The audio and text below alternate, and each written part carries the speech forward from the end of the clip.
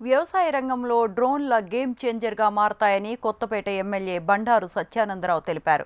Doctor BR Ambedkar Konaseema జిల్లా కొత్తపేట నియోజకవర్గంలో MLA Bandaru Satyananda Rao వ్యవసాయ యాంత్రీకరణ పథకం కార్యక్రమాన్ని ప్రారంభించారు.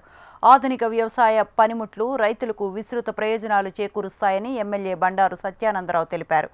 7 డ్రోన్లు, 52 పవర్ టిల్లర్లు పంపిణీ చేశారు.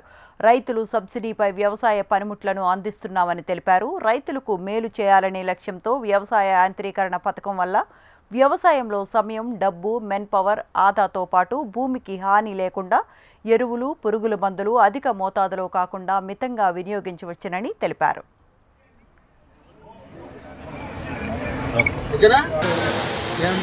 అబ్బాయి సొంతం కాదండి, ఇప్పుడు వరకు ఇన్ఛార్జ్ చేస్తారని ఇప్పుడు రెగ్యులర్ చేసుకుంటారు.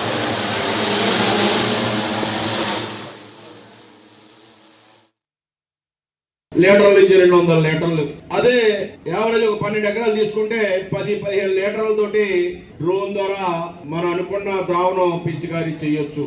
ఇవన్నీ కూడా మనకు తెలియనివి.